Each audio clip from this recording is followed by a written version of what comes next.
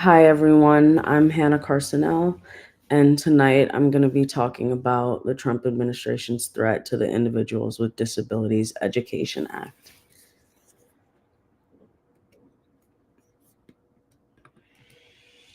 So, here's an overview of what we're going to be talking about tonight. First, I'm going to talk about us, Quarantine Racism Educational Services. Then, I'm going to introduce our team, a little bit about my background, do an introduction to the topic we're speaking about the Individuals with Disabilities Education Act and the impact of it on students with disabilities, the Trump administration's threat to this, the impact of that on students with disabilities, how to support these students, and then we'll get into our conclusion and takeaways. So, a little bit about us, Quarantine Racism Educational Services. Our motto is Black Learners Matter Too, and we're dedicated to serving students, supporting teachers, administrators, and parents through emphasizing equity and the strengths of diversity in the classroom. We are Black owned and veteran owned, provide free resources such as toolkits and guides for educators. We also have an equity professional development course, which is currently on sale for $297. Have different textbooks for sale. We provide free articles, graphics, and videos on initiatives and current events. We do live stream presentations and panel discussions, such as this one on Wednesdays at 6 p.m. Pacific Time, 9 p.m. Eastern Standard Time. And we have a new Spotlight Speaker series that I decided to come up with to feature guest speakers, parents, educators, administrators, students, and others. And we go live on the Quarantine Racism Educational Services Facebook, LinkedIn, and YouTube accounts. Then there's my referral link there, www.quarantineracism.com/ref equals Hannah. So this is our team here. So Dr. Al Moomin is a racial equity brand ambassador based out of Nevada. She is a former professor, and her areas of expertise are grant acquisition, adult learning, and transformative education. So, Dr. Campbell is our founder, and he's based in New Jersey. He's a former principal, educator, math teacher. His areas of expertise are educational services, consulting, and tax preparation. So, there's me, Hannah Carsonell. I have my master's in public policy, and I'm a racial equity brand ambassador based in Massachusetts. And in my past, I've done a lot of grassroots organizing, and my different areas of expertise are policy research and analysis, grassroots and nonprofit work, and cultural anthropology. So, this is a little bit of my background. I went to UMass Amherst for my bachelor's in political science with a minor in anthropology, graduated with that in 2022, and then 2023 with my master's in public policy. So, my different policy areas of expertise are racial justice, energy policy and environmental justice, education policy, criminal justice reform, and disability policy. So, my areas of expertise within anthropology are cultural anthropology, African American anthropology, Native American anthropology, forensic anthropology, and political anthropology. I have 7 years of experience in the nonprofit field and grassroots organizing within racial justice advocacy, gun reform and gun violence prevention activism, civic engagement such as voter registration and restoration campaigns, environmental racism and environmental justice advocacy, energy policy, and education policy. So, to introduce tonight's topic, I'm going to be speaking about how the Trump administration has recently been decreasing education funding and dismantling the Department of Education, gutting multiple departments within it. And this has led to a lack of funding and employees in the Office of Special Education Programs, OSEP, who carry out the Individuals with Disabilities Education Act. So, a little bit about the Individuals with Disabilities Education Act. So,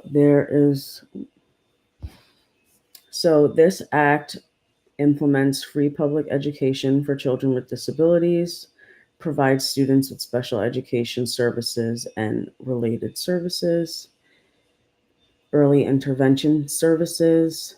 There are competitive discretionary grants and various grants and programs for students that vary from state to state. And I did find a good video from the Department of Education explaining the introduction of the Individuals with Disabilities Education Act and how it came about and what it is exactly. Oh. There we go.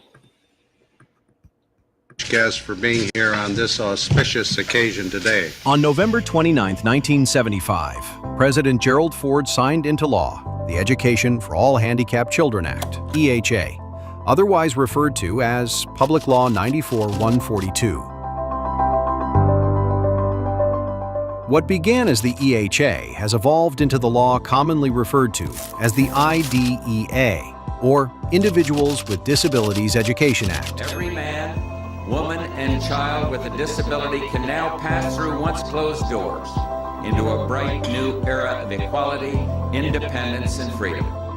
Today, IDEA is a law that ensures a free, appropriate public education in the least restrictive environment to every child with a disability, age 3 through 21, with limited exceptions. Let's take a look back at the history of IDEA and how it has evolved over the years. By 1975, Congress had found that millions of American children with disabilities were not receiving an education at all, not receiving an appropriate education, or were not having their disabilities identified and therefore struggling in school. The goal of the EHA was to support states in protecting the rights, meeting the needs, and improving results for toddlers, children, and youth with disabilities and their families. It included efforts to improve how children with disabilities were identified and educated, evaluate the success of these efforts, provide due process protections for children and families. It also authorized financial incentives for states to comply. Federal oversight of this law fell to the U.S. Department of Health, Education, and Welfare from 1975 to 1979, and was ultimately transferred to the newly created U.S. Department of Education by creating a separate Department of Education. 1986 marked the first of many times the EHA was reauthorized, reinforcing the country's commitment to ensuring children with disabilities have equitable opportunities to develop their talents, share their gifts, and contribute to their communities. The 1986 reauthorization mandated states provide services to families of children born with disabilities from birth, not just starting at age 3. In 1990, it was reauthorized again and became the Individuals with Disabilities Education Act, or IDEA. We must let these children be our guides and inspiration. The 1990 reauthorization added traumatic brain injury and autism as new disability categories. It also required that an IEP, or Individualized Education Program, include services to help students transition to post-secondary life. Later, the 1997 reauthorization included significant amendments.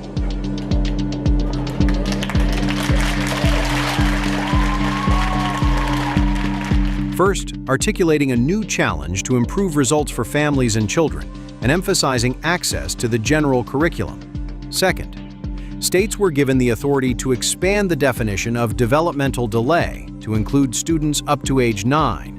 Lastly, encouraging parents to attempt to resolve disputes with schools and local educational agencies, or LEAs, through mediation and providing a process for doing so.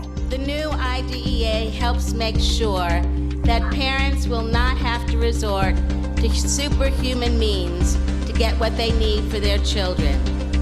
2004 marked the most recent reauthorization of IDEA. Children with disabilities deserve high hopes, high expectations, and extra help. We trust the local folks to meet high standards for all our kids. And this bill gives them the freedom and flexibility to meet our goals. So I'm honored to sign the Individuals with Disabilities Education Improvement Act. of 2004. and included new amendments such as calling for strategies to support students who are at risk of being referred for special education, greater accountability, and improved outcomes. Raising the standards for instructors who teach special education classes. requiring schools to use research-based special education and related services, to the extent practicable, when developing individualized education programs. Since 1975, significant progress has been made toward protecting the rights and meeting the needs of children with disabilities, as well as improving their educational outcomes. If the American experience tells us anything, it is that expanding opportunity lifts us all up. And that's really what IDEA is all about.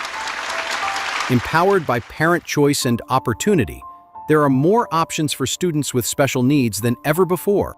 We need to make sure that our students with special needs are taken care of. Let the shameful wall of exclusion finally come tumbling down. God bless you all.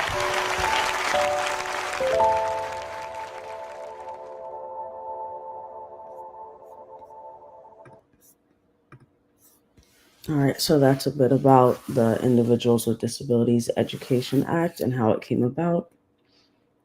And the impact of it, it provides OSEP with funding for 7.5 million students.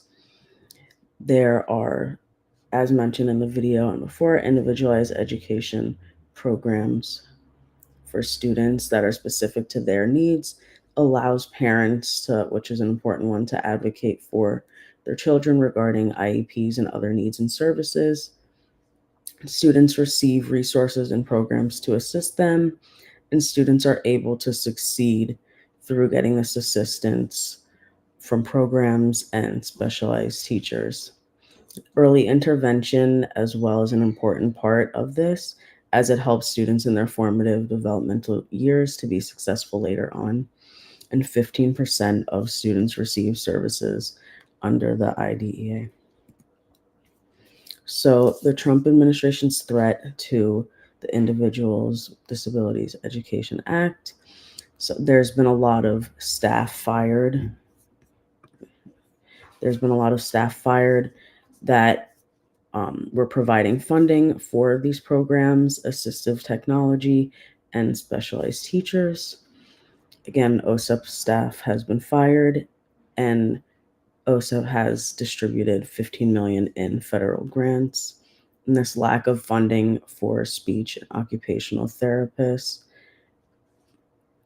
and 15% of students as a result would no longer receive this assistance. So I have some videos about this as well I'm going to share. The Education Department sources tell ABC News that special education services have been significantly hampered following mass layoffs within the department. And this, of course, could have an immediate impact on children with disabilities. Let's bring in CEO and president of Democracy Forward, Skye Perryman. Skye, thanks for being with us. Talk to us about the impact that these mass layoffs at the Education Department could have.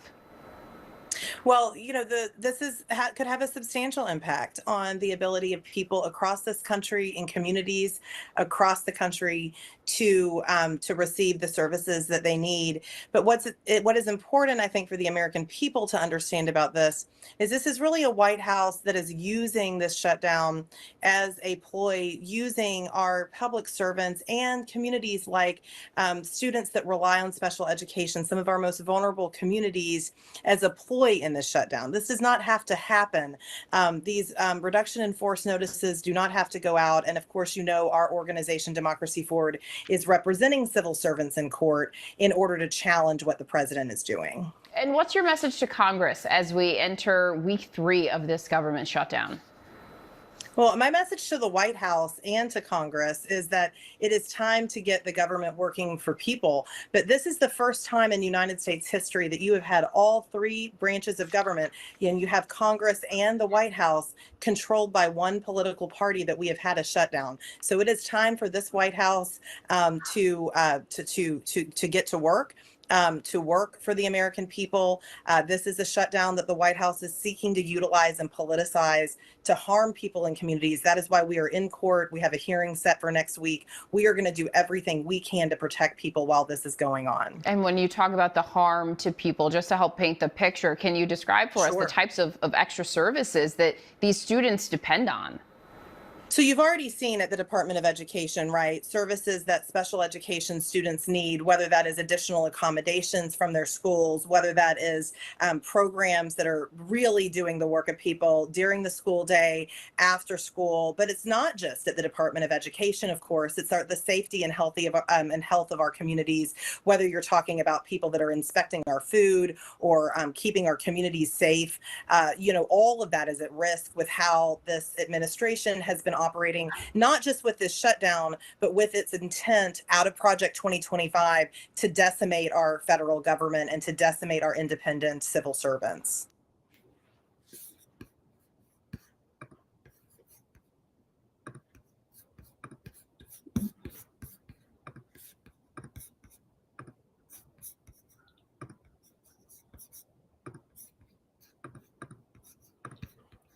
Then I'm going to be sharing another video.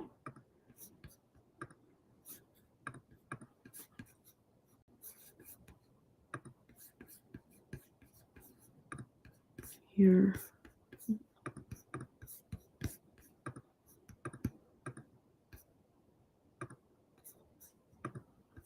And we're going to focus now on some of the particular layoffs that were announced this weekend at the Department of Education. On Friday, the Trump administration fired most employees at the Office of Special Education and Rehabilitative Services. That office is tasked with protecting the rights of some 7.5 million children with disabilities across the country and ensuring they get a fair education. For more on this, we're joined again by Laura Meckler, national education writer for The Washington Post. Thanks for being with us. So let's start with the basics. Help us understand what this office does and why people are so concerned about the loss of so many staff members at this office. What this office does is administers a very important federal law called IDEA, the Individuals with Disabilities Education Act. And what that does is it provides funding and it has requirements for school districts to provide a free and appropriate education to students with disabilities. So it's a $15 billion program, something that a lot of school districts really rely on. And that money is still flowing as far as we know. But the point of this office is essentially to oversee this program. It's a very big program to make sure that states and school districts are following the law, to answer questions when states have about, can we do this or can we do that?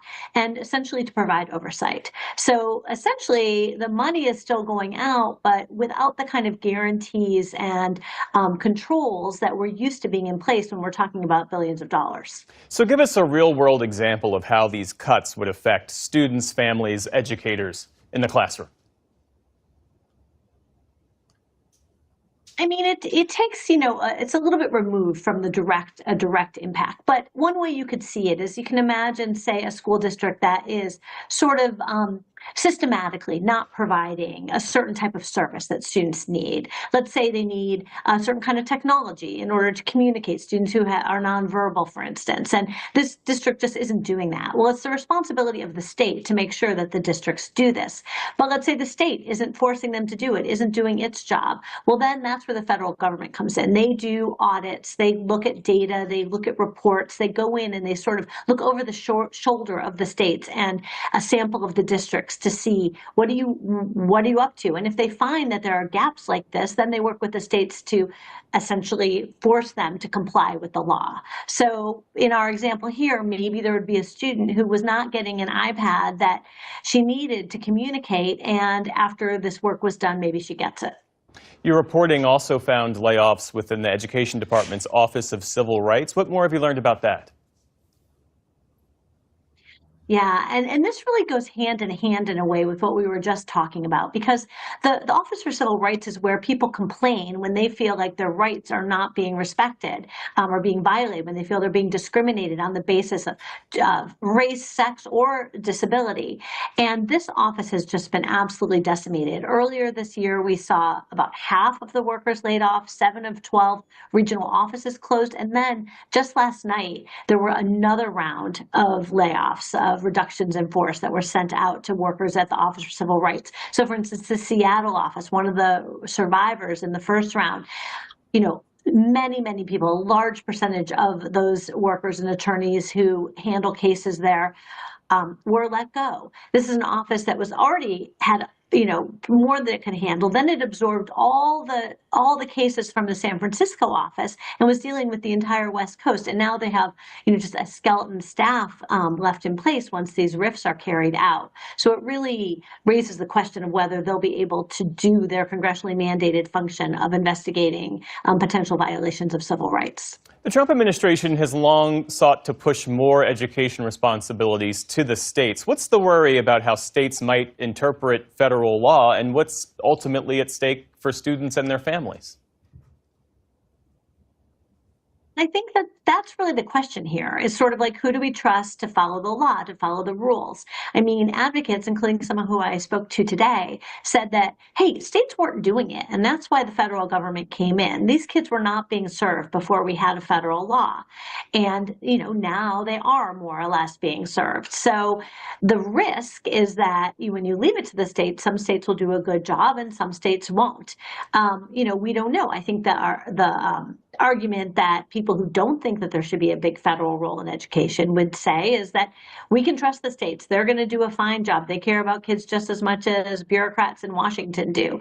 But, for many years now, we've had the safeguard of a federal oversight. And I think when we're talking about such a large federal program, such as these special education programs, there are a lot of people who would expect there to be some oversight attached to that.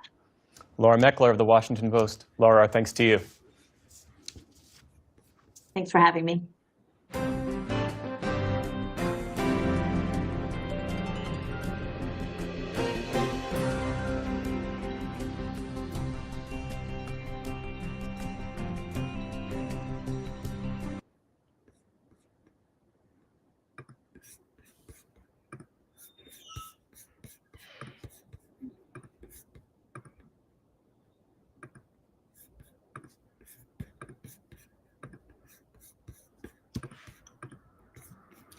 So here's a bit about the impact on students with disabilities that this has had.